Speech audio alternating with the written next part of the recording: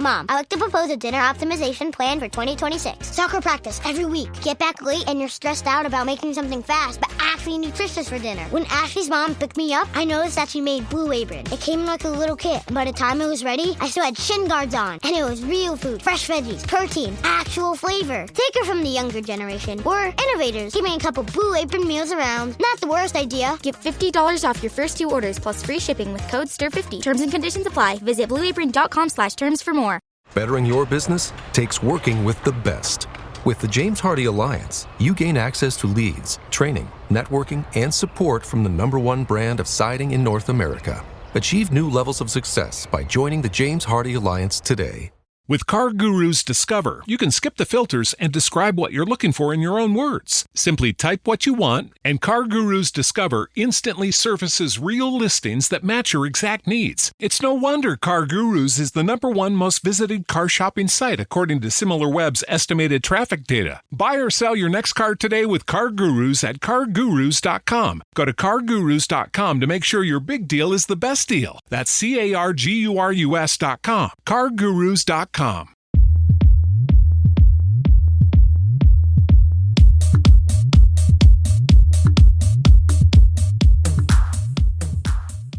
Hello and welcome to this week's edition of the Saucepans and Sidesteps podcast. Joining me, Big M, as always, the one and only Mr. Global Gainline. How are we, sir? Hello. Gosh, what an enthusiastic start to a podcast that's going to be very serious, very deeply serious. No new John this week, unfortunately. Some say he's driving, some say he's dead. Who knows? But between him and Pringle, who's out there somewhere, we will find you, Pringle. It's just you and me again, Mark. I know. I mean, I disappeared for a while. To be fair, you did. You were skiving for a bit. Yeah, I haven't listened either. So I'm quite guilty by this. So I don't know what you've been telling the people. So I'm gonna have to just save face by you and say, I got kids. Things happen. No, convenient. You got to use them for something. I mean, come on. Well, it's been as always. This is our first one back since Christmas, isn't it? So yay, Merry Christmas, Nadolig Llawen, Blwyddyn Hapus Newydd, blah blah blah. Yay. So so how long was it? We got something like 15 hours undefeated in this year. So we're bad. We're a bad start. Yeah. No, it was good. It was good for a bit. Yeah. I mean, maybe a bit longer. Maybe like 15 hours and 2 minutes. That might have been right. It was going great for some time, and then wasn't again.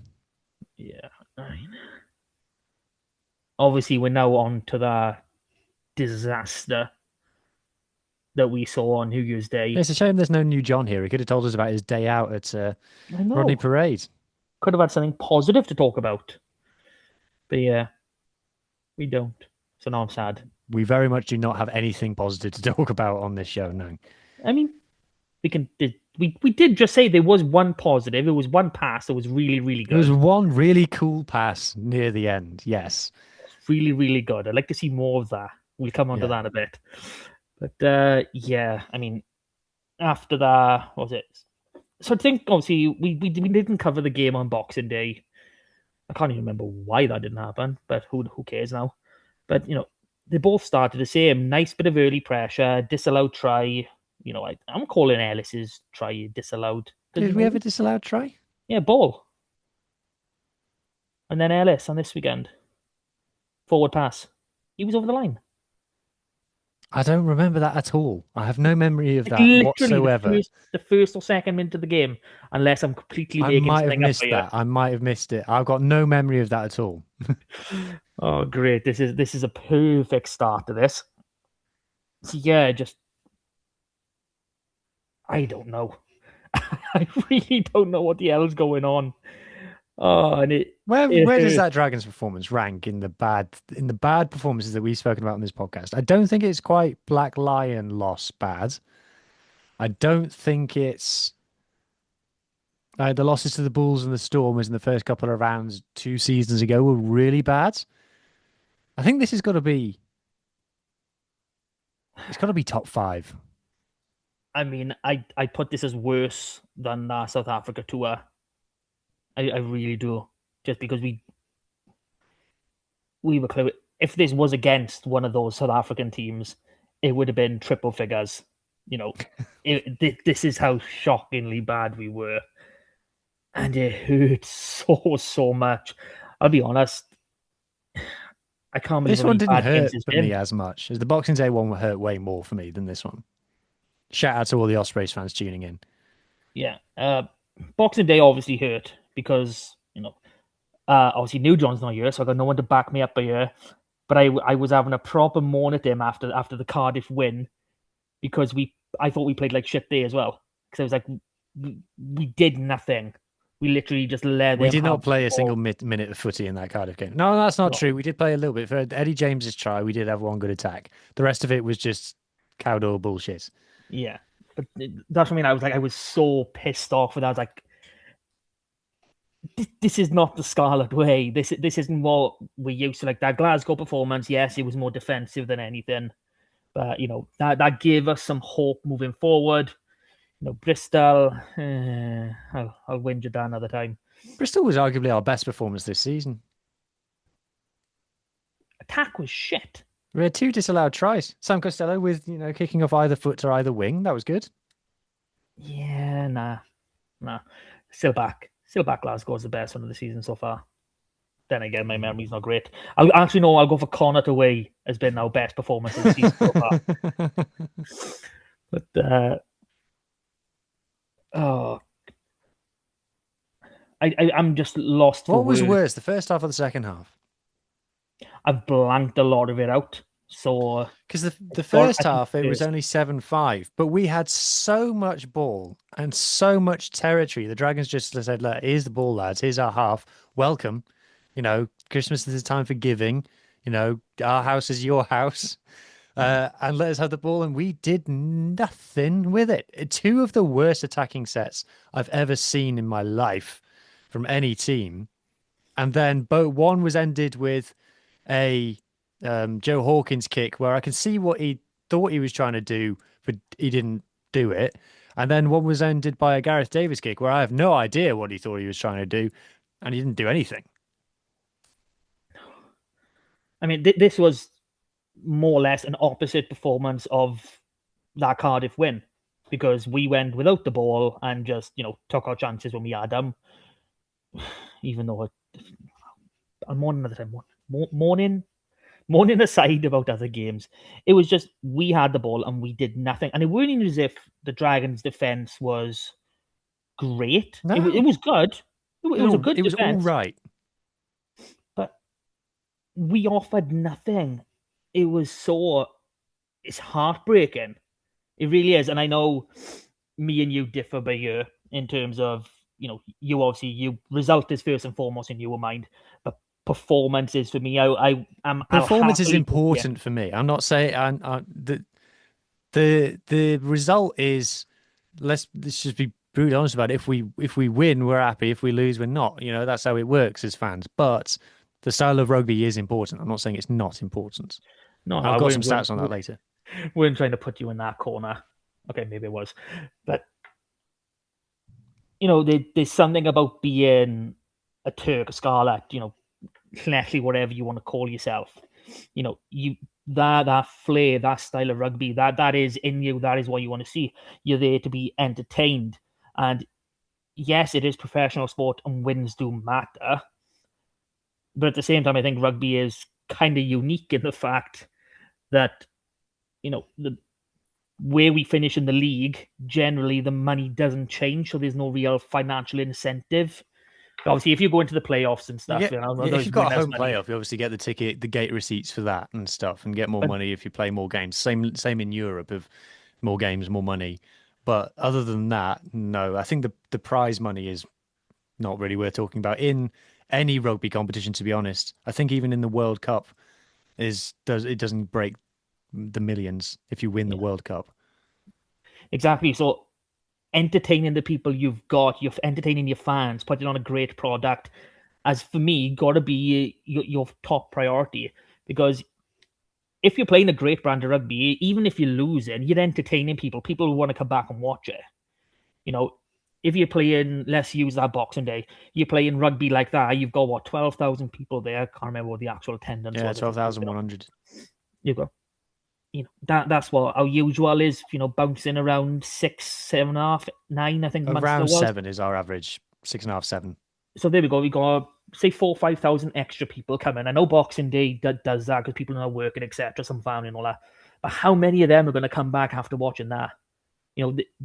This is what we need to focus on, is putting on a good product, making the match day experience on the field as good as it can be off the field. I know we got work to do on both parts, but the on the field is the one that we can fix a lot sooner than you can do anything else. The frustrating thing, though, Martin, how many times have we said this on this podcast, that we've seen these players under these coaches play nice rugby before, and then every time, like, we have a break, every time that they just have 2 weeks in camp just to think, they just forget what they did that was good before. Like, all the things that were good about us last season, are any of them present this season?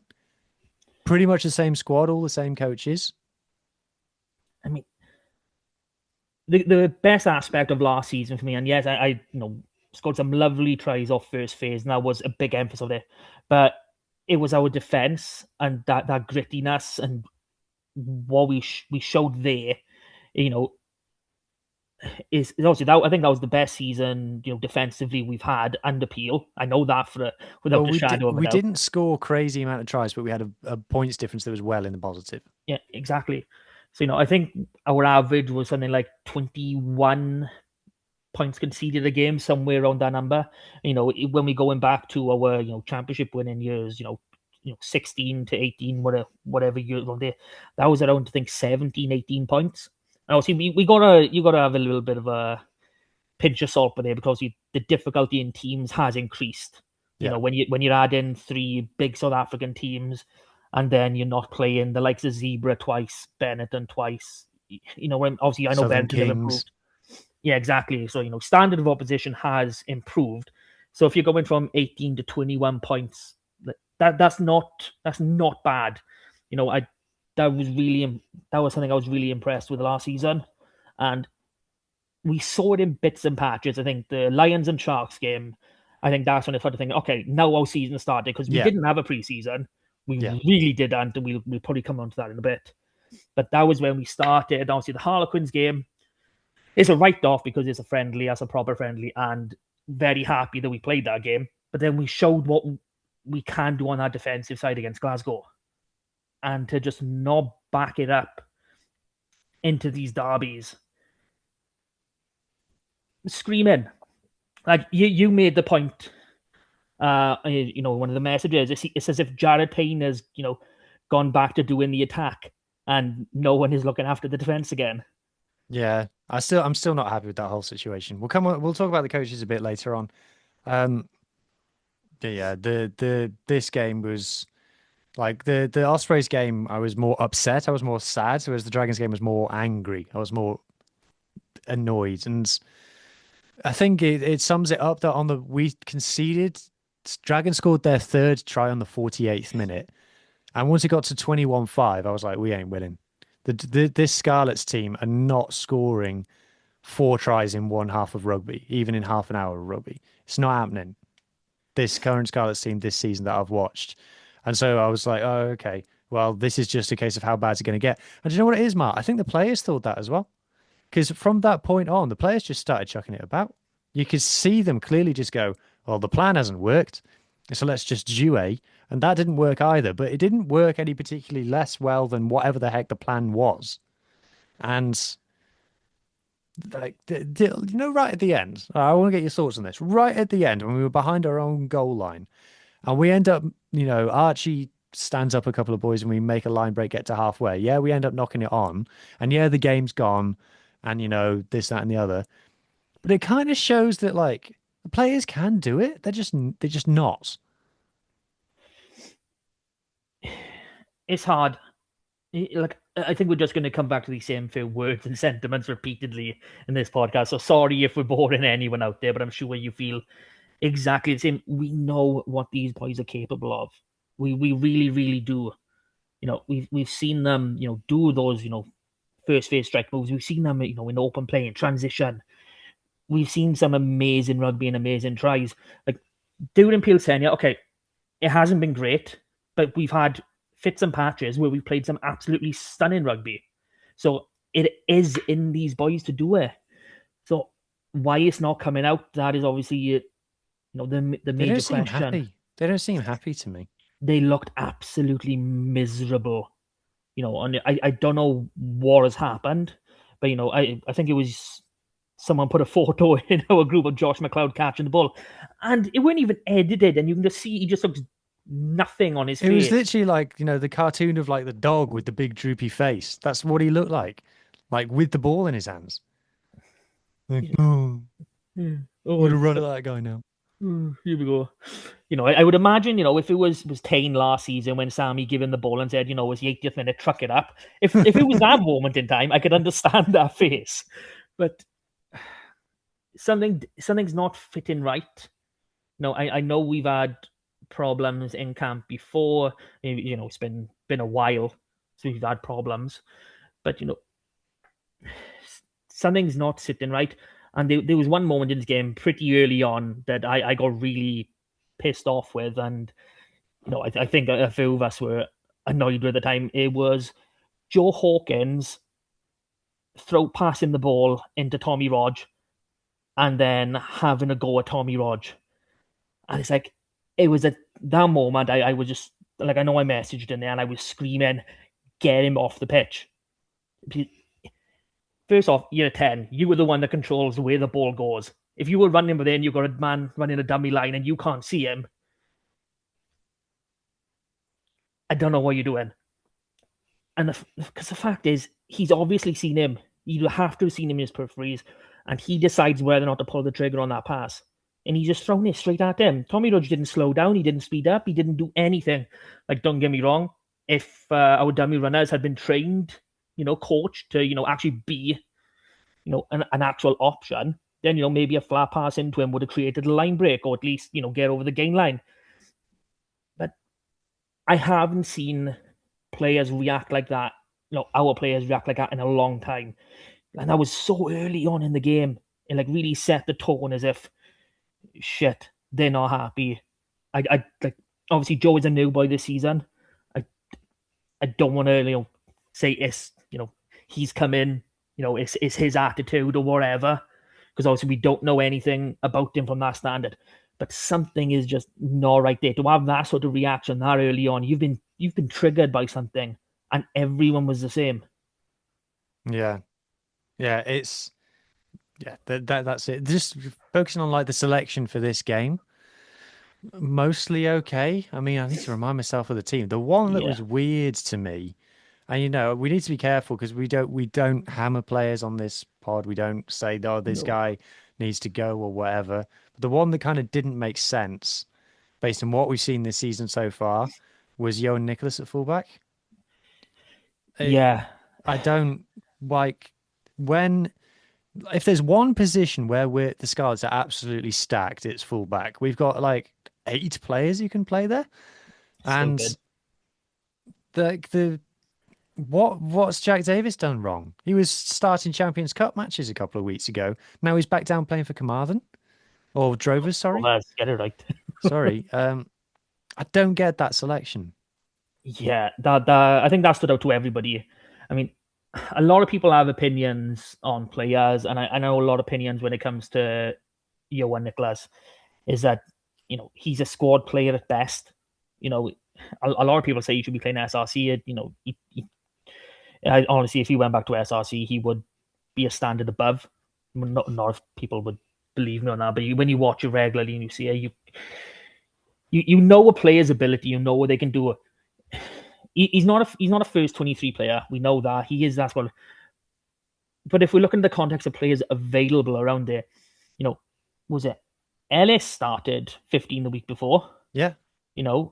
Obviously, I know that Johnny Williams was out, so the centre pairing had to change. Joe Roberts had to come in. But what was the issue with putting Max Page on the wing? Well, what was the issue with bringing Jack Davis in? What was the issue with bringing Yori Badham in? Because Tommy Yori had Lewis. Tommy Lewis. I forgot about Tommy Lewis. Bloody hell! You see, these are the players, and you're talking a pecking order. I'd put Yohan and Yori more or less similar, and only because Yori's so inexperienced. This is where we are. We got so many players, so many options that we had before, putting in. And Yohan has been a tremendous servant to the club. I mean, over 10 years now, I think. So he's been brilliant for the club. But in terms of getting into that first 15, 23, you know your own ability. I mean, I think there comes a point where you have to say, when you're not playing that, when the team is not playing that well, and you're like, we really need a win, we really need a performance, boys have got to be able to step up and go, look, I don't think I'm the best fit for this. I think we'd be better off here. When you're in that, and if you're in that mental state as well, you're not going to perform either. So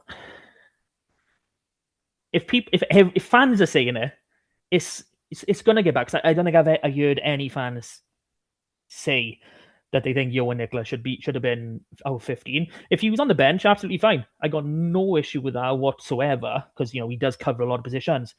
But I haven't heard anyone saying they agreed with that decision. So that's obviously going to filter back, and it's not the first time this has happened. So it's going to filter through to him somewhere along the lines, which obviously is not going to do great for confidence. So it's a hard. You should stuck between a rock and a hard place, really. What do you do? So right, let's talk about it as kind of a whole. Then we talked about that game. Let's just talk about the situation as a whole. So I did a bit of looking at the stats for the Scarlets so far this season, and I've made a few notes. So grab a cup of tea, everybody. So you talked about the defense there, Mark. The defense statistically is all right. It's not as good as last season, you rightly say, but it's not by club standard. And I know we've just conceded 4 tries in back-to-back games against Welsh regional rivals, which sucks. But then again, if you look at some of the score lines that we're seeing in the Premiership or the top 14 at the moment, there's some clubs there who would give the right arm to only concede 4 tries in a game. So it's not the end of the world. So in our 8 games played so far, we've got 27 tries conceded. So there's 8 teams who are worse than us in terms of defense, in terms of points and tries conceded so far this season.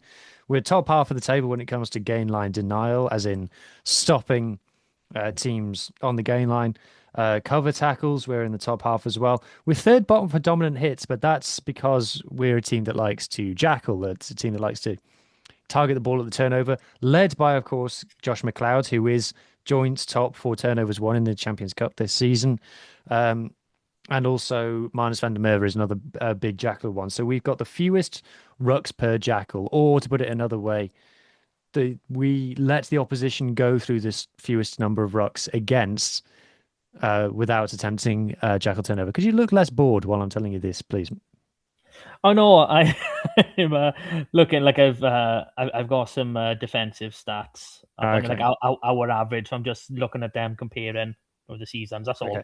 So I'm very interested in what you're saying. So the defense, Josh McLeod turns over. Yay! The defense isn't brilliant, but it's not the worst thing about us. The scrum success is ranked 10th in the league, which isn't amazing, but it's not a disaster either. Our lineout is 8th. It was one of the best last season, so it's not as good as last season, but it's impacted by like Henry Thomas was carrying an injury at the start of the season and things. So it's not panic stations. It's not great. It's not panic stations. The maul as well. It's not amazing, but it's not a disaster either.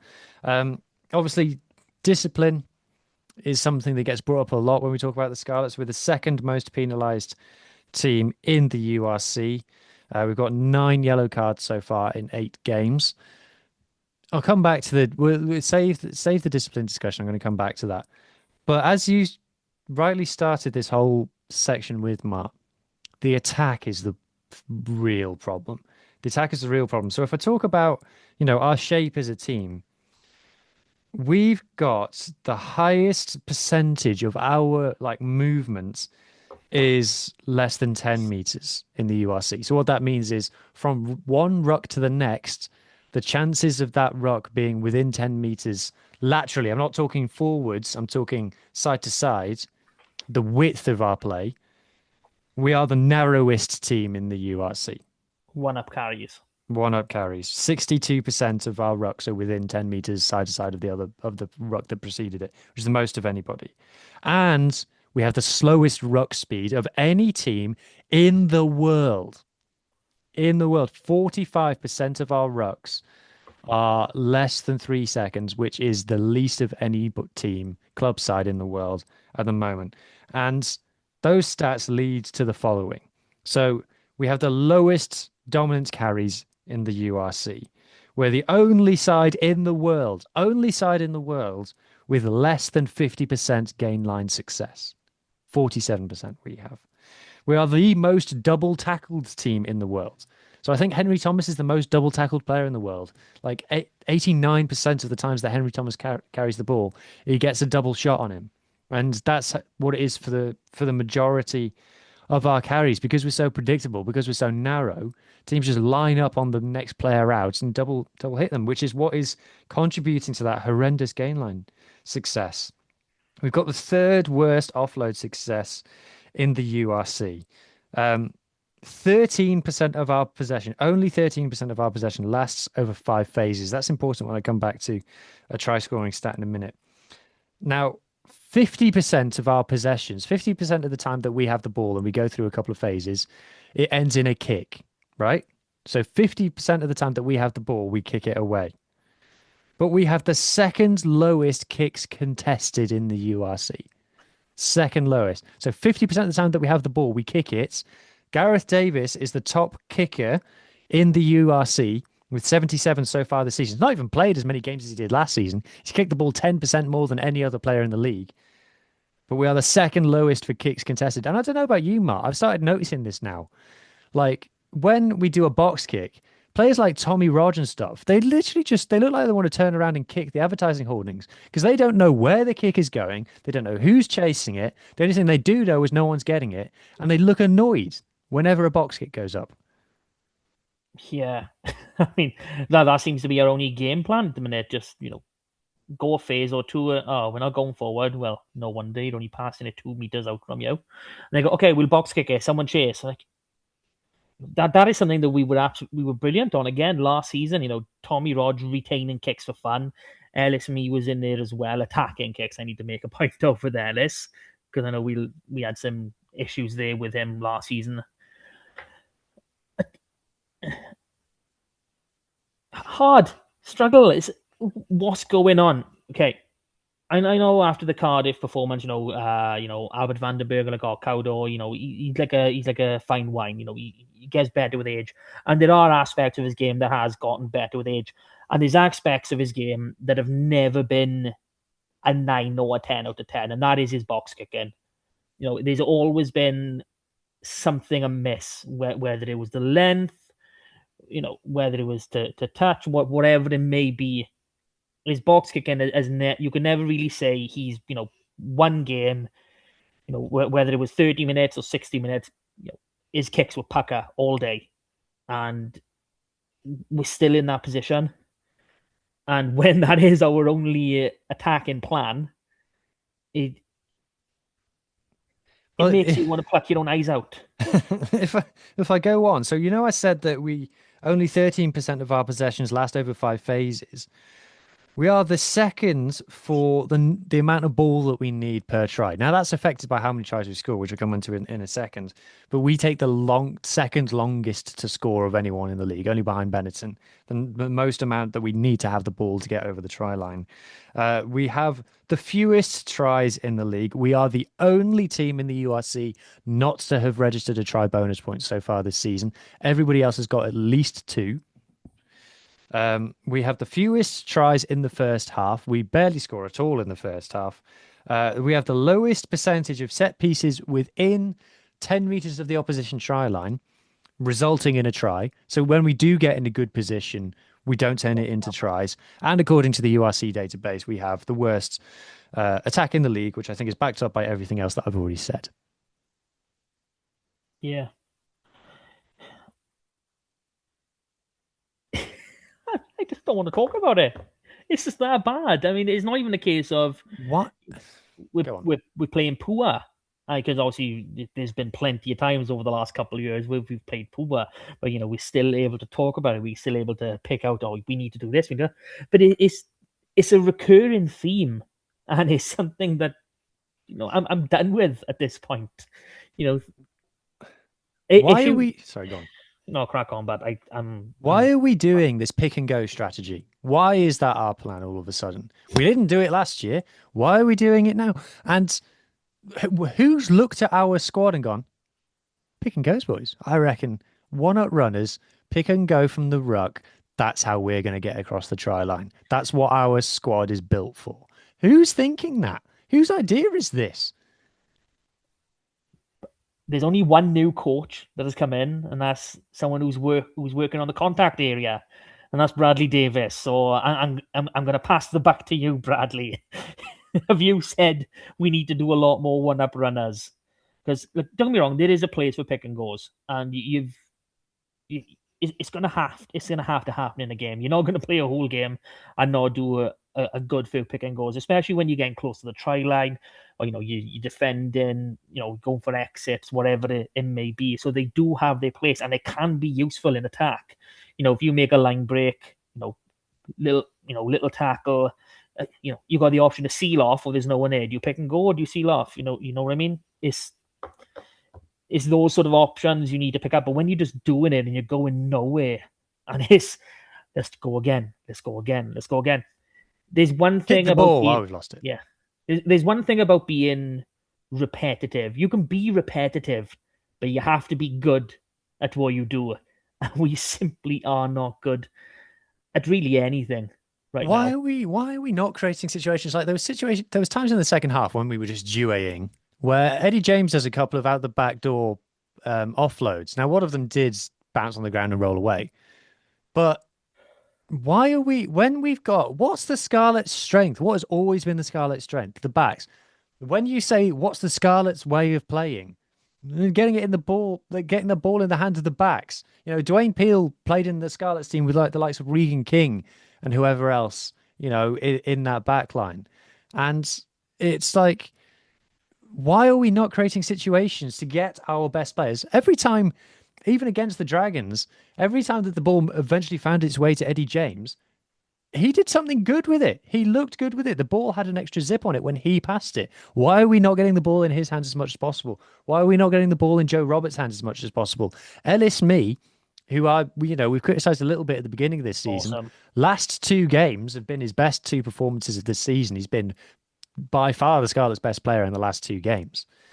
Why aren't we doing that? Where is our talent? Where is our point of difference compared to the Dragons? The Dragons' backline is okay at best. Our backline is better than theirs in terms of personnel. Why are we not exploiting that? Why are we not coming up with repeatable shapes, patterns, plans to get some deception, to get some one-on-ones with our backs, and they can take them? These players have got the skills, they're just not doing it. And it's like we talk about the 10 situation, and it's boring at this point if I say in that first half, with the amount of territory, with the amount of possession that we had, if Sam Costello's on the pitch, we scored 2 tries, which I fully believe. But at this point, it's like, does Joe Hawkins just not know the calls? Does he just not know the shapes? Has no one told him? He's been here for 6 months. No one's told him what the calls are. Is that it? Like, what's going on? It's so weird and so frustrating. Now I'm trying to have a quick look at what games Joe Hawkins, I've got to make sure that, has started at 10. He started these last 4 games, which, okay, Bordeaux weren't too bad, but, those 3 games were our worst. 3 pick and go tries. Yeah. Our worst attacking performances. And the other game he started at 10, we got nilled at home by the Stormers, And, so I think it was like 68 minutes, Carwyn Leggett-Jones come on, 18-year-old kid, 3 senior men's rugby. He's started 3 times for Quins, 2 or 3 bench appearances. That's all he's had of senior men's rugby. He comes on and he's trying something, and he's moving, he's getting in position, he's trying to do things, and that beautiful no-look pass. It made, we crossed the gain line with that. That was absolutely sublime from him. And, perfect. Love to see more of that. But why is it a kid? Because he is a kid. He's an 18-year-old kid that's barely played any senior men rugby, barely played any semi-pro He rugby. literally played for his college last month. Yeah, he was playing 18s rugby. This is the standard. And he comes on and he's moving around and he's, playing like an actual 10. Now, I know I've said this to you boys, and I might have even said on the pod, but Joe Hawkins is just a 12 wearing the number 10 shirt. And that's what it feels like when he is playing. We don't have a 10 with him there. And honestly, last season, when we signed him, we bring in a talent back. Well, obviously a lot of us were questioning, he's coming as a 10. Why are we doing another Project 10? We know this doesn't work.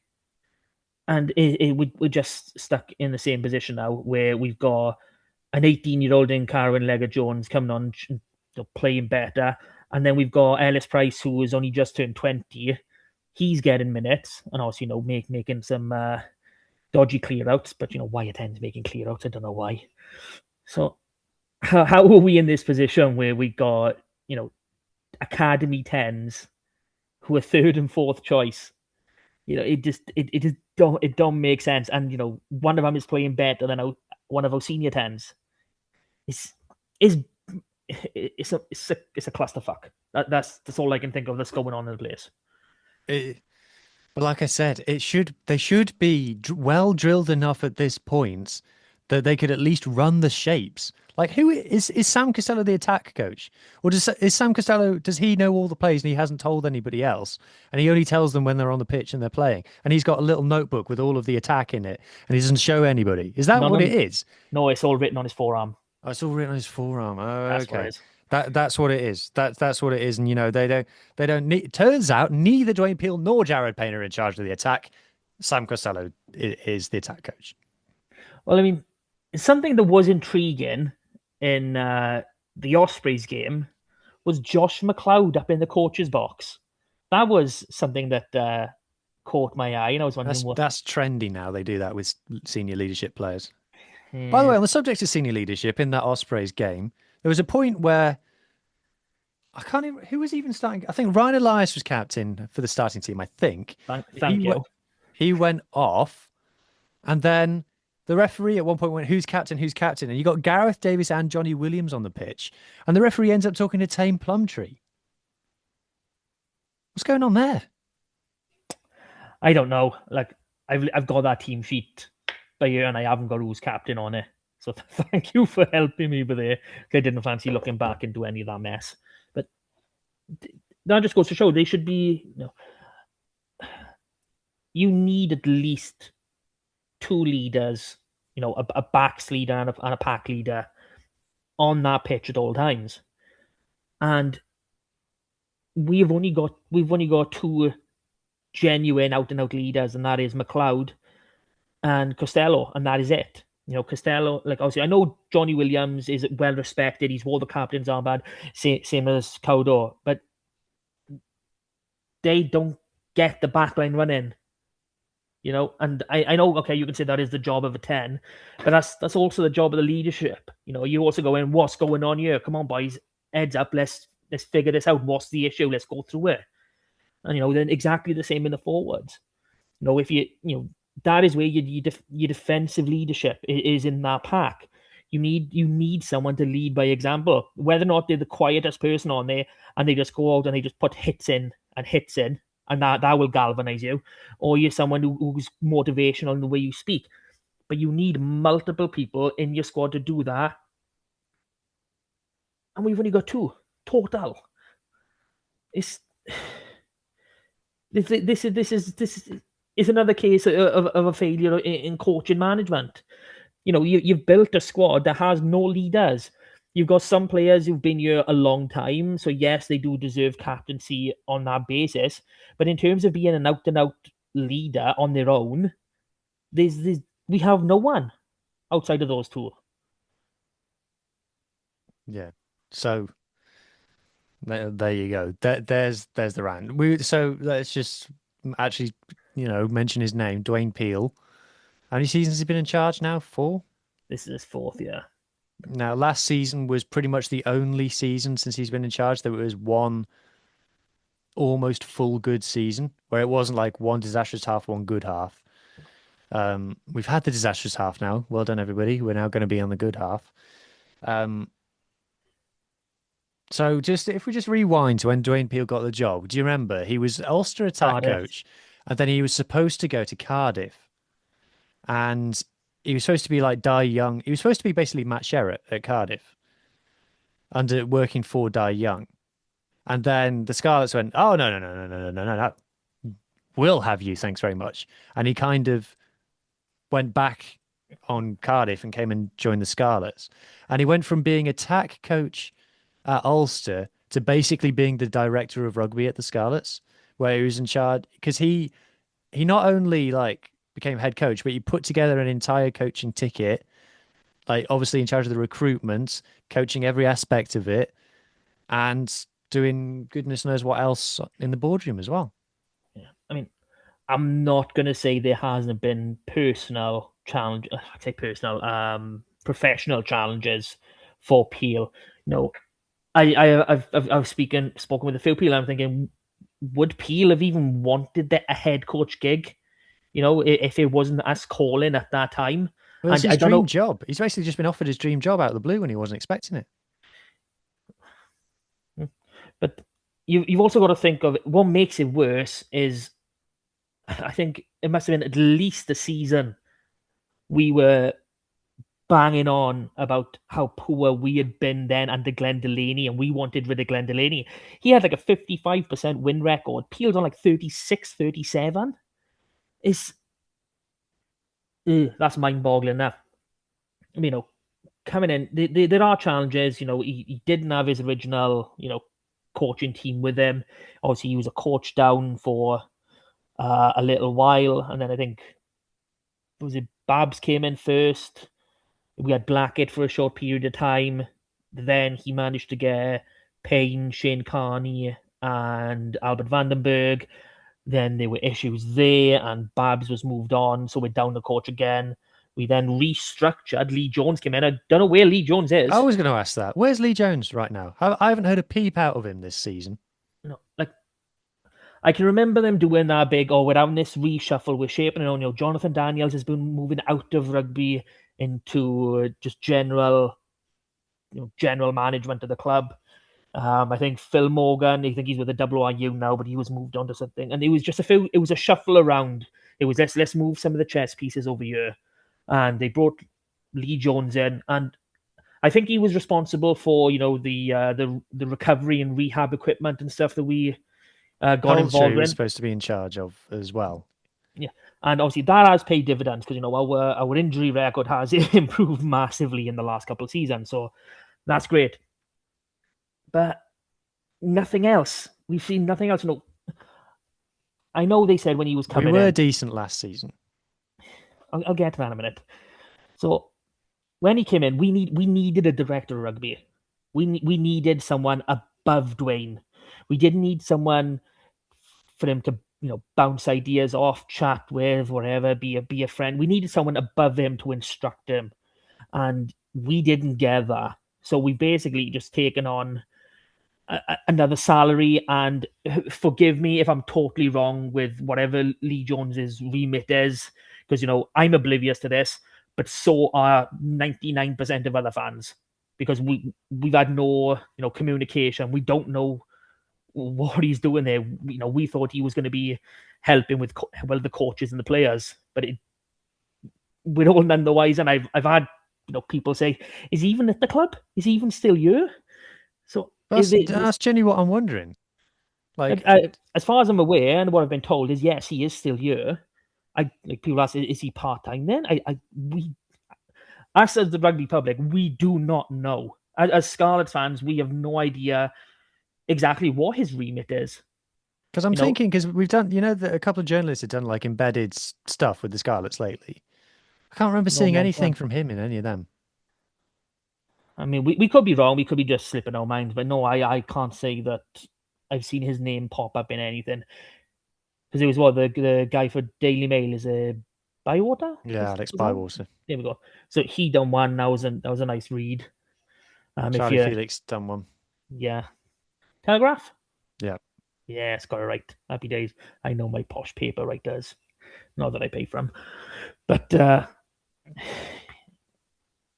I forgot where it was now. Yes. It was he might have been the perfect role. He could be a brilliant director of rugby. Obviously he's done those sort of roles before. But he wasn't put in that position. As far as I'm aware, he's someone sort of just to chat with more than anything, which is, mind-boggling. And I would love for the Scarlets to come out and, put me to shame by you and tell me I'm absolutely wrong. This is what he's doing. But, that's not going to happen for starters because, comms from the club at the minute haven't been great. I think we're still, what were we, season 4 of Peel? Didn't he have a 3-year extension a couple of years ago that we're still waiting for that to be announced? We're still waiting for that to be announced. The thing with Peel now is he's just become a meme. Like, opposition fans, shout out to all those listening again, shows how rent-free the Scarlets live in everybody else's head, that screenshots of Dwayne Peel up in the coach's box looking sad are just on my timeline the whole week after we lose. Like, it's just like seeing him up there, like on his own, no one around him, no one talking to him, just on his own, leaning against the wall with his hat, with like huge bags under his eyes and stuff. It's like, how does this end? We know when we picture like the resolution of this, how does this story end? It doesn't end well now, and it makes it look. At the end of last season, we'd finally had a good season, a good long season, like you said earlier. We weren't shit off, good off, whatever way around it is. And if we had just started, even if it was just the performances, if the performances were there, we could be okay. We can't call Dwayne Peels successful because there's no way you can be successful with less than 50% win record. Because I don't believe it as a Scarlet. As the Scarlet team, you can't. Some fans who pipe off a coach, you got 40% win record. Yeah. So you can't call out, but if we'd started the season well with some performances, maybe turn these 2 games into wins, maybe improve a couple of performances, and you say, okay, Peel's been all right. It took him a while to build in. We had some really tough times, but he's figured it out. And now we're moving forward. Does he stay on longer? We need mega improvement to warrant that. But, we're going in the right direction. And that hasn't happened. And that hurts. Because we will always love Peel. He will always be a Scarlet legend. It's at this point now where I've got to say, I've got to be a true friend. I've got to stab you in the front. The time's up. There's too many reoccurring problems. Selection is a constant issue. Use of the bench is a constant issue. Game plan is a constant issue. And they all creep back up. And honestly, it wouldn't matter if we somehow flipped a switch and we went on and we won almost every other game to the end of the season, even if, made the semi-final of the URC playoffs. It wouldn't matter, because I can guarantee you within 4 months of next season, we'd be in the exact same position. Because these same things just constantly crop up. How can you go into a season with only 110? What was it? Last season, how can you go into a season with only 1 real 9? And then we can go 4 back. second rows, one of whom's a flanker. Yeah, and we can go back even further to 2024 when we knew that, season was gone. That season was dead and buried really early on, like January. I think that season was dead. We knew Archie was going to be our second choice number 9. We knew that Sam O'Connor was going to be our third choice loose head. We know, obviously, the club knew they were bringing in Alec Hepburn at the time, but we didn't know. But these players were still going to be okay. These are now going to be first 23 regulars. We need to get these boys playing rugby, and know that it's not just those 2. There was multitudes of them. and it just didn't happen. And then you can go on and you look at development of just individual players. You go back to 21-22, I think it was his first season, and Morgan Jones had an absolutely great season. And then he was just fobbed off, nothing. Same with Jack Price, had a really, really good season. And then just nothing. When you're developing players, you need consistency. You've got Max Page and Archie Hughes are falling into that category now. Not quite that same kind of thing, but these are two players who shone at Wales under 20s levels. And you think if your head coach is a Lion scrum half, he'd be able to develop a young under 20s scrum half who's been standout at Wales under 20s level, and he's still our third choice scrum half.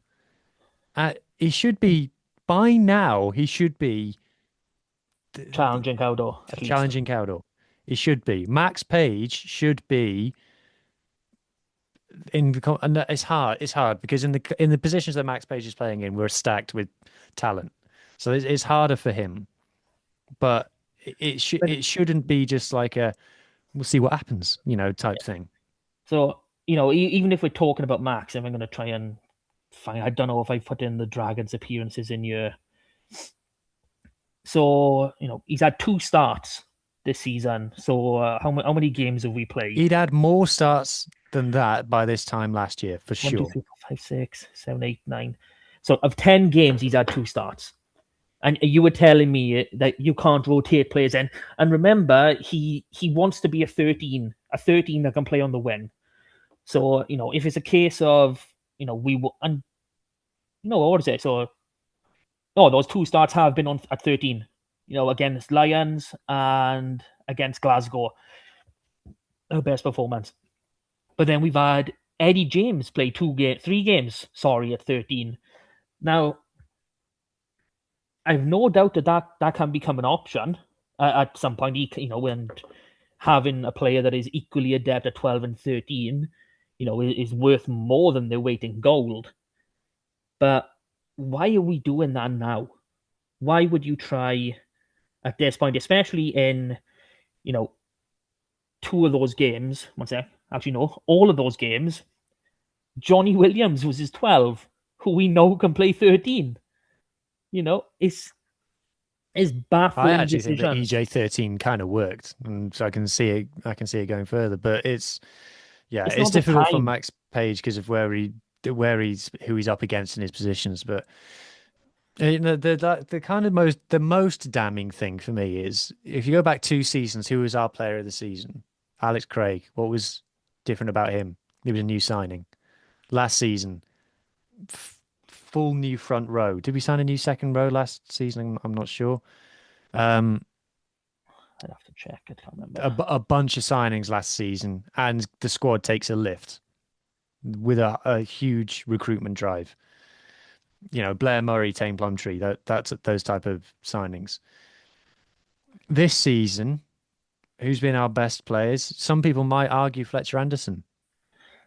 New signing. He's been good. He has been good. I wouldn't say he's had a good month. I wouldn't say he's been, a best signing. The only players in the squad who've been here for a long time who haven't dipped or declined really are Josh McLeod and Sam Costello and Eddie James. And that you're talking in Eddie James, arguably the player with the highest ceiling of any young player in Wales. You're talking with Sam Costello, clearly Wales' best fly half. I'll fight anybody who says anything different. That's the level that we're talking. I mean, I'll be honest. I might have to. I know I'm going back. I might have to concede Fletcher now because I'm just looking out signings and we haven't been many. Jake Ball might be in that category. Been all right. He hasn't been amazing. He's been good. He hasn't been amazing. He's been good. Played more games, so we'll go off that for now. Neck and neck with Fletch. But yeah, it seems that the longer players spend under this coaching ticket, the worse they get. Who's getting better? Flip the question around. Who's getting better? Okay.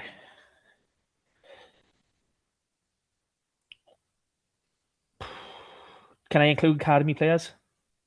What, you going to say Josh Morse? He was awesome. He's been awesome this season. Not just for Scarlets, but for Drovers as well. How much has he His been coached by academy, Dwayne Peel? I wouldn't say much at all. Um, yeah, that's a problem. Because this is the thing. If you're going to be the team that backs the youth and brings through academy and that incredible under-18s team, the coaches have to have a track record of bringing through players. And yes, we have had a lot of players debut for Wales. Eddie James, Joe Roberts, our entire back three. I've got another one who's probably improved, but again, Kemsley doesn't have much time with Dwayne either. Kemsley has been good this season. He's been really good since he was good against the Dragons, actually. Him and Ellis Me were the two who were good. Since the autumn internationals, he has been very, very good. And you know what? I'm thinking that, like, for the type of person we've been told Kemsley is, he needs a bit of a kick up the arse, apparently. So having someone like Josh Morse come up and go, I can carry now. I could always scrummage. I could always compete with you scrummaging wise, but now I can carry, and I think that might be a bit of a rocket up his arse. So, again, could be a million miles off, but it sounds fun to say. So here we go. Yeah, okay, let's not look at the players who started. Let's have a look. So, look, mate, I think the fact that you're having to troll the squad by year kind of tells a story. Yeah, it does. Oh, I don't know. Oh no, he's no signing when he Kirby Myhill. Dredge in the oh no, Alex Groves. He played a game, didn't he? Steve Cummins. They look good. They've improved. Yeah. Oh, that's what I mentioned. Harvey Cookson. Harvey Cookson. There you go. Yeah, he did all right. I mean, he did all right. Bit harsh. He got a yellow card. It was harsh. Did he get a yellow card against the Dragons? Oh yeah, softest gosh darn yellow card you ever seen. Look, it didn't change the result, but the referee had a poor game. Let's just call a spade a spade. But I think we've done that to death now at this point, mate. Yeah, death is over. So fun time. Oh my god, we've been here an hour already. Let me make sure it's on the right screen. Oh no, clicked the wrong thing. Bugger off.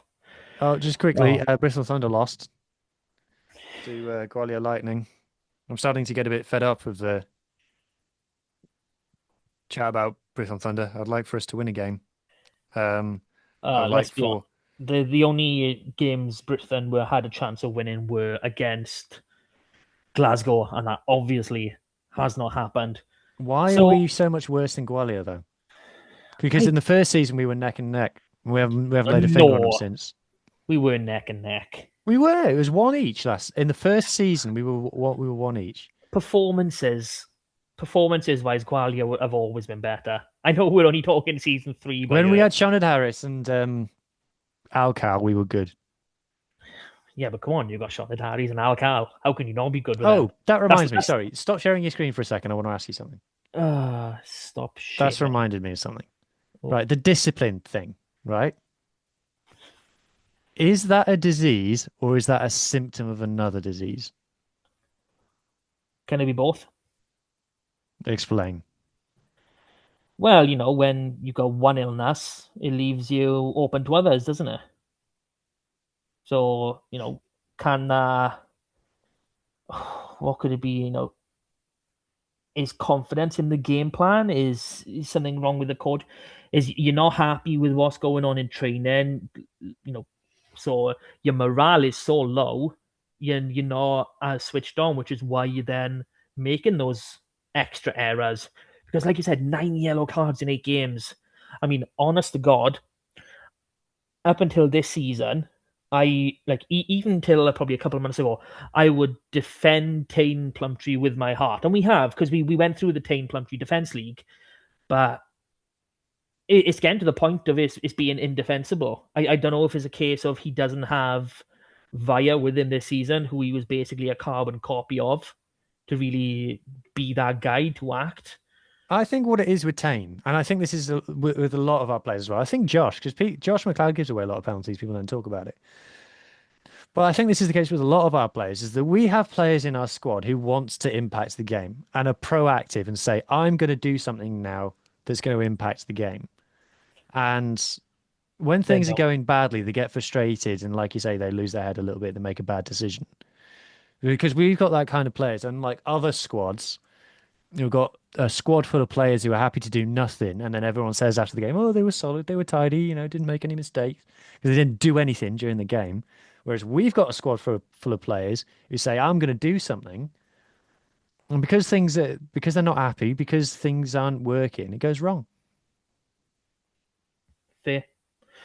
Very, very fair. But boys, we know how great you can be. I mean, obviously, Because I've been asked this on a couple of podcasts this week. People going, this week. It's Monday. Yeah, I know, but people going, "Oh, is it just the budgets? You haven't got the squad." And I'm like, I don't know whether I'm just a one-eyed turtle. It's like, no, I genuinely don't believe that the squad is thin, and it's got problem areas. But generally speaking, I don't think that the playing staff is the problem. If you look on paper, our first 15 should be able to compete with almost anyone. Should be the best in Wales. Easily best in Wales. I'd say, can we say top 4 in the British Isles? I'd say no, I wouldn't say top 4 in the British Isles. No, but I love them. Boo, boo. Who is thinking with his brain, not his heart. And that's why he's not a real Scarlet. Okay, let me share that screen again. Okay, we're going into the community, and it's a bit of a tough start and probably a tough finish, but we'll get there. It's January, so games are going to get called off left, right, and centre. So start in the SRC. Obviously, we missed the last week, so we get to announce that Carmarthen Quins did a remarkable double over the Drovers. 22-12 win at Churchbank on Boxing Day. We had something to smile about on Boxing Day, if you don't mind, Carmarthen. But things got a bit of a stark reality. So this week, Quins did travel to Newport, a team they beat at home early in the season, 28-26. And despite taking a 7-0 lead, lost 33-7. Steph Thomas came out after the game, done a bit of an interview. He just didn't get going really in that game. It was just a hard one to take, where just nothing was going right. So tremendous season so far by Carmarthen. Based on last season with Carmarthen, they'd already won more games. I believe we're on more points as well now. So all signs are pointing up, and we've got a few more wins left in us in the league season and on the playoffs, so it'll be great. Ben Williams, Rodri Lewis, Ellis Price, Gabe McDonald, and Yori Badham started. Sam Williams, Thomas Williams, and Callum Woolley were on the bench. Yes, we had 2 wingers on the bench, and they were only back cover. They was back covered in the starting 15, but wow. So on to then the televised game, which was Llandovery at home to Ebbw Vale. And if you can remember to the reverse fixture early in the season, Drovers were looking good in that game before a certain Corey Baldwin decided to get a red card by virtue of stamping on someone's head. I remember that. And it just all went to shit. Blood everywhere. But this game, it started all right. It weren't too bad, but I'm really not sure. I'm like, Ebbw have been awesome this season, and I've said to you off air, I've said to a few boys when I've spoken about it, I think they're peaking too soon. I think they're peaking now, and it's gonna come back to bite them. Whether or not that happens, we'll see in about 3-4 months' time. But in terms of the Drovers, so let's go through the boys we had playing. We had Will Evans, Dan Gemmon, Griff Watkins, and Jack Davis start. Harry Thomas, Tom Phillips, Gabe Hawley, and Dom Kossuth on the bench. The second game back for Dom Kossuth, maybe third. So good having him back regardless. But Drovers have rotated a lot more this season than they have in the previous.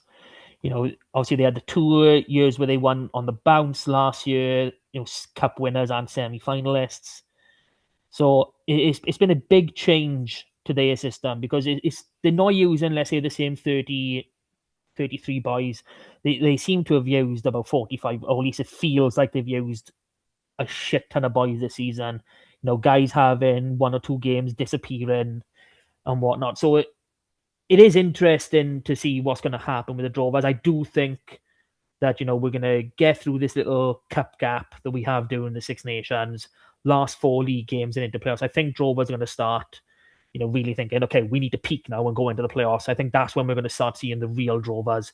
They've given loads of boys experience, built up as many as they can, and then they're just going to go hell for leather in this last part, which, if it works, it'll be a great plan. So no fixtures in the SRC now until the 24th, when the SRC Cup starts. There is a couple league fixtures that are being rearranged and played in there, but there's not a great deal. So it's mostly cup fixtures for, I think, 6-7 weeks. Down to the Premiership, only 1 game because the rest were postponed. Narberth going down 33-29 away to Bargoed. Decent result there. They play. Llangennech and Wanderers games are both postponed this week. So Llangennech are hosting Bargoed. Connectly Wanderers going to Merthyr, and Narberth hosting Pontypridd. Now that is a nasty looking week for the West. I'm not gonna lie. Merthyr, Ponty, and Bargoed. That's harsh. So Championship West, Crymych 17-21 down against Kenfig Hill at the 60th minute, where the game was abandoned due to snow. Kenfig Hill have been awesome this year, and I think it must have been snowing a lot. Abandoned due to snow at the 60th minute. So is it one of them? Is it one of them where if it gets to 60 minutes, you can declare the result? I think it's 64. I think it'll be on the WRU. I think you've got to play 80% of the game. It'll be on the WRU whether or not. Must have been snowing a lot. Yeah. But no, Kenfig Hill, I think they put like 60, 70 points on Crymych in the reverse fixture early in the season. It was a demolishing. So whether this was a combination of factors, such as the snow, who knows? But that's very, very respectable for Crymych. A nice little West Derby, Newcastle Emlyn going down 15-20 at home against Aberystwyth, and Ammanford winning 33-10 away to Trebanos. Fixtures for this week: Aberystwyth at home to Trebanos, Ammanford at home to Dunvan, Crymych travel to Bonamine, and Newcastle Emlyn travelling to Gowerton. Down into 1 West, Tenby winning 21-5 away to Vellinvall, Lampeter 43-17 winners away to Kidwelly, Buddy Port 21-15 winners away to Larne. It's all away. St. Clair's winning 24-19 away to Einarlive. Hendy Swansea Uplands was postponed. What was that? Did Croydon beat Locher? That's down in 2 West. Winning 1 West. Now? Oh, we're Division 1 West. It's because of this stupid layout of your spreadsheet. I went through this with you pre-season. If you wanted me to change things, you could have changed it back then. But there was just too much rugby to get involved. So you've made your bed. Okay, so fixtures this week. We got Buddy Port at home to Einarlive, Lampard at home to Larne, Vellinvall travel to St. Clair's, Kidwelly travelling to Swansea Uplands, and Tenby hosting Hendy. Now we get to go to. Is there a name for the Tenby Hendy derby? The MB Hendy. The I'm just going to pretend I didn't hear that. Okay. More postponed games. Aberdeen, Pontarddulais, Carmarthen Athletic away to Pencloud. It is cold, to be fair. At home to Nankred. Yeah, it's not great. So Fishguard 29-7 winners away to Betos, and to Christ winning 21-17 at home to Locher.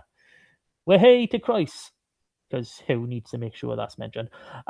Fixtures for this week, we got Fishguard at home to Whitland, Betos travelling to Locher, Nancaredig at home to Pencloud, and to Christ travelling to Pontarddulais.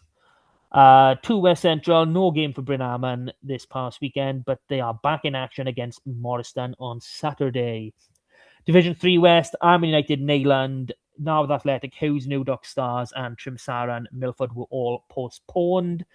Couple more away victories. Llandilo 14-8 at Cardigan, and Tumble 18 points to 5 at Haverfordwest. Fixtures upcoming: Llandilo against Trimsaran, Milford against Narberth Athletic, Hughes New Dock Stars in action against Arman United, Neyland hosting Haverfordwest, and Cardigan travelling to Tumble. Down into 4 West A, Newcastle Emlyn Dreigiau 19-14 winners away to Pembroke Dock Harlequins, Ponteberem 55-10 winners away to Tyler Crymych, and Tenby Athletic winning 64-10 at home to Llanybydr. St David's Pembroke postponed. Fixtures on Saturday: Newcastle and Dreigiau at home to Tenby Athletic, Tyler Crymych travelling to Llangam, Llanybydr at home to St David's, and Ponteberem host Pembroke Dock Harlequins. For West B, people, for West B, the lowest division we got, and not a single postponement. Well done, well done. Llangadog 28-25 winners at Furness, Cefn 25-20 winners away to Llandibby, Pontiates 21-7 winners at Pantyfunan, Pennebank 19-31 loss at home to Fall Bay, and Binia 35-7 win away to Tregaron. So many away wins. I mean, this has got to be some sort of record. There's loads of them. Fixtures on Saturday: Kev Nathan at home to Pennebank, Furness travel to Fall Bay, Llangadog host Pantyfunan, Binia travel to Pontiates, and Tregaron host Llandibby. Into the women's section, and absolutely everything was postponed this week. Buryport, Bonamine in the Premiership, Haverfordwest at Llantardfadra, Whitland hosting Gwynedd, Pembroke travelling to Morrison, Tumble at home to Croes, Lampeter's Cup fixture away to Anstey postponed, Newcastle Emlyn's Bowl fixture at home to Pennygrove was postponed, but that is being replayed on Sunday the 11th. That is the only fixture currently up on All's Wales Sport and all the personnel. I tell you what, Mark, I've been worried about Wales women, the national team, for a minute since we've been covering Bristol Thunder, and now since we started covering this season, I'm more worried because I don't see any structure to the Welsh women's game at all. There really isn't. I don't understand it. I really can't. I would have thought you'd give the women's side the same sort of treatment you would the men. Yes, you do have the caveat of there not being as many teams, but obviously, you're building on that. Easier. I'm going to stop sharing this for a minute just because, people need to see your lovely face again and obviously this beautiful smile. You look at the scheduling of the season and there's just random weeks without games. And then I know they are structured as well. So it's like Premiership, Championship, and then you split into your little regional ones. But, I don't understand the thinking. You probably get like Llanelli district seconds where the league's getting more structure going. It's terrible for them. Like if someone's out there that can come and chirp up again, tell me I'm wrong. But from an outsider's perspective, looking at these fixtures, looking at the scheduling, yes, they say there's full weeks of fixtures, but it goes nowhere. I mean, it's January, end of December, January. This is the worst 6 to 8 weeks of the year for rugby fixtures. So many get postponed and cancelled every single year, and it pushes the season on. We know this, you know this, everybody knows this, apparently, except for the WIU, because they keep scheduling games. They put, like, if you go into the 4 West divisions where there was like 9 team leagues, like any with an odd number of team leagues, you go random weeks off just to balance it out, to sort of finish at a similar sort of time. It just it don't make sense. Well, I don't. Yeah, everything you said is right, and we're now in the 3rd season of covering Bristol Thunder, and it's like it's gotten harder every year. Between the Celtic Challenge campaigns, what happens to these players? Some of them play for Wales. A small number of them do. Some of them go off and be squad players in the PWR again, don't get any game time. All the rest of them, where do they go? What rugby do they play? I've honestly no idea anymore. There used to be a point where, everyone was playing with their clubs, and then they like the men's amateur style. Then if you go back to your 80s and previous, you play for your club, and if you got called up to Wales, you'd go. That's at least that's my memory of it. But now I couldn't tell you. I mean, I can't even remember the last time the regions put out under 18s for females. never mind an actual female senior squad. Now, I know they've transitioned to like these PDCs, but they've gone from having 4 regions producing, coaching women, having them play games, to 3 PDCs, going from 4 to 3. I wonder where they've got that idea somewhere else from. And it just doesn't seem to be working. I mean, it's a simple solution. At least I see a simple solution by year. Obviously, the Celtic Challenge starts in, the December. Yeah. Don't understand why they can't just push it a week or so, because there are gap weeks in there. Why not just have the regions build up squads again, have female squads, have run the local That's what the Irish academy. do, by the way. The Irish provinces have all got women's squad, and they've got All Ireland League underneath it. Now, I'm not saying we need to run before we can walk, but like, there's nothing in between Celtic Challenge campaigns. There's nothing. You'd honestly think that you'd have, so if we say the Celtic Challenge, no, I can't say that. I'm trying to work it out where my mind is. So start of the season, whatever point that is, you have your regions playing. The regions play. They play each other, for God's sake, whatever. So that's at least 6 games. That's at least 6. You can bump it up to 8 if you want to get RGC involved. So I'm pretty sure there's women up north who want to play as well. So you can bump at least that up. 23. Yeah. So there's plenty of bloody women's teams in northern women's teams in the Premiership and Championship, etc. So why not have a nice 10-week, or 8 or 10 week, however long it's going to be, run of regional games.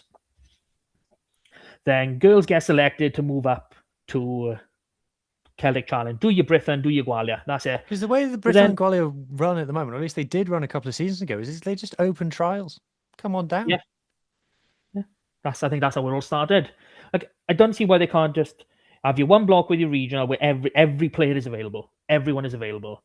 And then the better girls, the ones that go up to Britain and Gwalia, they go on, and then you just start that season again with the girls that are left and the ones that are coming through. You have another block like that for those girls. So then there's some continuity of fixtures for them. And then obviously the better girls then go to Wales, and then they can drop down if there's any fixtures left. So at least you're talking, you're talking 16 games minimum. That I don't think that's enough. Personally, I'll be honest. I don't think the Mark, rugby it's league 16 more than there is currently. It honestly, it feels like over the past 10 years or so, especially in Wales, the less games, the better. Boys are playing less and less rugby at the professional level. I mean, you can go back to when was it? Pro 12. So we had 22 games there. We also had 6 Heineken Cup, that's 28. We also had at least 4 Anglo Welsh. So we're talking 32 games as a minimum. That was our minimum. Now, what's our minimum now? 22, with 10 games less. And they're wondering why players aren't coming through the system. There's not enough opportunities for anyone to play rugby. We need to be playing more. This is one of my hot takes about rugby, is when people talk about game time and fewer games and stuff. I get it from the kind of players getting flogged point of view. Tyg Byrne played every game for us when he played for us. He played 22 games a season every season. And I never heard him complain. I mean, but that's a highly cancelable opinion. I get the kind of like, you need, player welfare and stuff. Okay, on an individual player point of view, but why are we penalising the whole system by just slashing the number of games? Nobody wants that. Fans don't want that. Fans want more games. The clubs want more games because it's more money. And this is where I think, I don't know how, but I think wages, especially over here on the British Isles, I'll have to say, wages have gone out of control because that amount of games has gone down a lot, but wages have only gone up. I mean, if you talk about money per game, I mean, Christ, it must be astronomical compared to 10 years ago. If you play an average season, because we're not talking saying, oh, you've got to play every game. If you look at a top international that's playing their 10, 11 international games, they could still be playing 20 games for their team as well. So they are playing the 30 games. So why aren't the boys below playing that? It's just it's mind boggling how it's all working. And they go, oh, please rotate. That's the thing. Squads, obviously your best 23 will You win said it you a yourself, title. Mark. Max Page has started 2 games this season. We're in January. And this isn't even a case of just being on Archie Hughes. Pro Max. It's a case. It's so many boys. I mean, Jack Davis doesn't deserve to be on his 4th or 5th start in 3 since there's games where he absolutely destroys everything in front of him at the SRC level. He should not be playing down there consistently. And you can see how it messes players' minds up when they go, yes, I've had this opportunity. Yes, I've played well. I'm not coming back, am I? Oh, I got to go back. Really? And then it mind boggles out and they start over. It's the point I was trying to make earlier with using Morgan Jones and Jack Price. Those boys went backwards because they weren't played. And now, like you're saying, we've seen it with Archie. I will keep banging on last season why he was given a start at Gloucester. I will never understand that for his first start. Should have been the week before against Dragons. Should have been on bloody home soil. It really should have to go to an opposition like that. Oh, terrible. And like you said with Max, Tommy Rogers hasn't been fit every game. We've seen, Jack Davis come in. We've seen, Tommy Lewis has played a game. So boys don't need to put. You need those 30 plus games in a season, just so you can give boys at least 15, 16 starts. And fans want it as well, because fans, you can't have 11 home games in a 12-month year. It's not enough. You need to have every other week a game on, so fans get in the habit of going down the park and watching. That's what fans want to do. That's what we want. It's not as though we're talking it needs to be every other week all year long. September to bloody February, that's nothing. You know what I mean? We're talking 6 months. 6 months of back-to-back of games every week. Of every other down the park, or that's how we'd average out. That's not a lot. That's really not. And then you can have your playoff games or whatever go on further.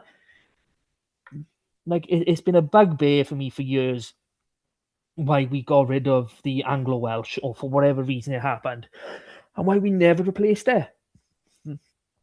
I really don't understand now why we've allowed the EPCR to drop to 4 group games. The system makes no sense. Right now, we've got a 16 group. Okay, you're only playing 4 the opposition. Well, that makes bloody sense, doesn't it? I mean, it's laughable. It really is. They say, oh, what did they say about the old format? It was getting stagnant and No, you got to make teams going for it. I love those doubleheaders, the Christmas doubleheaders.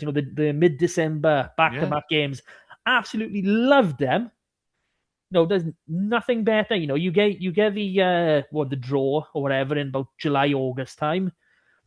Here we go. If you were lucky enough to get a French team in that back-to-back in December, happy days. We got a French trip in December. I'm happy with that. That's lovely. Obviously, you done one in January, so you've enjoyed that.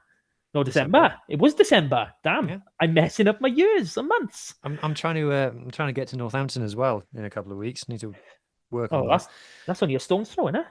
It is. It is only a stone's throw. No, I've got no excuse, you might say. You do have an excuse, like £1,000 a ticket, innit? Jesus. I'm looking at going to Quinn Stormers this weekend, and it's not too bad. Petrol probably costs more to get there, to be honest. But anyway, so we're playing Poe this weekend. Ooh, Poe. Now, hey, I know a player at Poe. So do I. No way. I do indeed. What player do you know? His first name's Carwin. Is his second name Tuipulotu? It is. No way! I know him too! Anyway, so yeah, he's coming back. Now, despite everything that I've said, There is a realistic chance that we beat Poe. Realistic. Poe do not want to be in this competition. Honestly, if Poe Europe. are somehow winning this game by the 60th minute, they might intentionally take 3 players off and not replace them. They don't want to win this game. They're not interested. Right. No. So I can't remember what the score was against Bristol in their other pool game, but it was like deliberately lose by as much as possible. So Poe are flying high in the top 14. They're second in the league. Play some really sexy rugby. Great to watch. Missed a chance to go top. They could have gone top this weekend if they'd have beat Lyon, but they balls it up. But like we said, Mark, they don't want to be in this competition. They're not going to send a proper team to come and play against us. Come on, boys. Is he fit? Is Carwin fit now? Because he was injured for a while, wasn't he? We'll have to double check. You double check. They're not going to send a proper team apart from Carwin, who they'll send. Yeah. He'll be captain. Oh, that's a bit of pressure, isn't it? I'm pretty sure they've got some old French guy that could be captain. So the last game that Carwin Tupolotto played was Bristol away in the Champions Cup. There we go. Happy days. So chances are he will be coming back. Yay. Yeah. And, we'll actually get to see a bit of what we missed because he should have a bit of a point to prove, even though he's going to be like, oh, can you take me off? And the pressure's all on us. Oh, yeah. So we got to perform in this game. Otherwise, oh dear. I wouldn't want to be anybody. 100%. You're looking at the group table, this god-awful format. And they've top 2 they get a home round of 16 fixture, 3rd and 4th get an away round of 16 fixture, 5th go for an away Challenge Cup round of 16 fixture. So there's no reason why we can't finish 4th. There's no way where we can't just have that extra round of 16 fixture. Probably end up playing Bordeaux again, or whoever tops our group, whether that's Northampton or Bordeaux. But I'm kind of liking the idea. I've looked at the tables. I've looked at who's flying high, and I'm kind of liking. There's a chance. We beat Poe, and in whatever universe, because it's in Bordeaux, that Northampton beat Bordeaux out there. Northampton will only need a bonus point.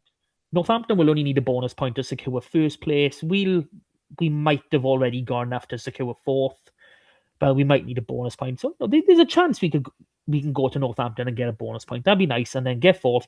And then we don't want to play Bordeaux again. And looking at the other fixtures, I think Glasgow is the only other team I think that could finish top, because we'd be bottom seeds by far.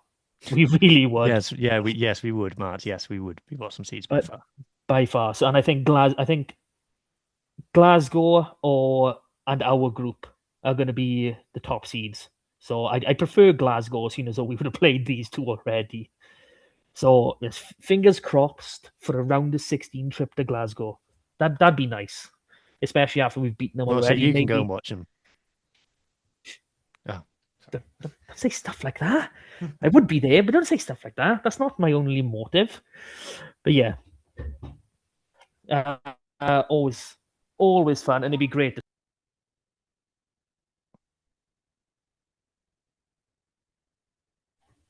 Why do you go quiet? I think we could probably get away without editing that. Oh, we can get. We'll see. Incidental music. Oh, he's back. Oh my God! Can you believe that? Okay? It's 9:30 real time where we are right now in the. I'd call it 25 to 10. It's just gone 9:30, man. I'm not getting through those time difference between you here in Scotland. Is it snowing where you are? Of course it is. It's always snowing up here. It's not snowing that much by you. Honestly, I actually said this to Pringle, and yes, Buck is in down where my mum and dad are. Pringle is alive, and we do still speak to him. So I was saying to him, I was like, "Oh look, it's being up here, it's paying dividends. We got some nice regular snow." He's like, "Oh, I'm snowed in down here." I'm like, screw you. They take shit seriously up here. You will not find a gritter that's not also a plough, and they travel in herds. You won't see just one on the road. You'll see 3 or 4 following behind. They take this shit seriously. Honestly, we've had a few inches. You know, it'd be enough to close schools back home in Wales. But Christ, they're on it. I had Was one. perfect. In case anybody, we're going to beat Poe. For anybody else who had this morning, my right front parking sensor was convinced that I was about to crash into a wall the whole drive to work, and it was beep the whole time. Clean it. But luckily, I work for an automotive company, and I asked one of the lads, "What do you reckon?" And he says what he reckons is water's gotten into the sensor and frozen and expanded, and that's deformed the sensor, which means that all the radar that's bouncing off it is going all over the gaff, and now it doesn't know which way's up anymore. And by the time I came to go home and the ice had melted, the problem went away. Or it was just really, really dirty, and it thought you were. It wasn't. Into a pile of dirt. I thought that. I got out and I wiped it. Did you get back in after you wiped it, or did you Yeah. wait until later No, on? no, no, I And got that's back when in. it all fixed itself. No, I hate car sensors. Like, I'll be honest, I'm a bugger for when I'm in the missus' car. She's got the proper rear view. She got the camera on there. I'm like, oh, I'll just slide in. I wonder that. And I drive this bloody huge Vivaro, so I can't look out the back anyway. So I either use my wing mirrors or I use parking sensors for her. So I've become a bit of a snob when it comes to parking. And no sensors now. Rear view camera or nothing. Basically, yeah. And I'll just wing it otherwise. Literally wing mirror. Oh God, this is how sad this has gone on to. Yeah, and congratulations to anyone who got to the end. Oh yeah, like, share, subscribe. I intend on if Scarlets continue being bad, I intend on continuing insulting other fan bases to make myself feel better about it. Insulting there's other fan bases. Did not know that. If you look hard enough, and you do have to look hard, but they're there. Yeah, probably over the bridge, aren't they? No, but that's the thing about being the Scarlets is we don't do apathy. We don't do feeling sorry for ourselves. We take action. Yes, we write meaningful letters and we say, do better. And we turn up at supporters' evenings and we ask some very uncomfortable questions to their face. Yes. Yes, we do. Okay, on that note, are we done? Yeah. Just a yeah. Okay, we're done. Thank you for listening. This has been a joy for the last God knows how long of my life that I'm never getting back. And neither are you, by the way. You just spent 90 odd minutes or however long this pod has turned out to be listening to this absolute bullshit. So please like, share, subscribe, hype, comment, any sort of interaction. Tell me I'm wrong. Call me a dick. Call Huw a dick. He's wearing a Newcastle football top, for Christ's sake. Have a pop at him. You know, that team that didn't let me down this weekend. Oh, that hurts. That hurts. Ooh, before I forget, there is one more game we do have to look forward to next week because the under 18s are back. So I believe it is. I've forgotten what day it is. I want to say it's Sunday. Scarlets hosting RGC under 18s at Church Bank. So keep your eye out on the Scarlets Academy Twitter, Facebook, whatever one you follow them on for information. Again, support the boys. I think it's £3 a ticket. That's what it normally is. See the stars of tomorrow. And on that note, Global Game Line. Nice chatting with you. We'll do it all again next week if we can be asked, or at least if we put in a decent performance. Until then, bye, peoples. Bye. Happy New Year's.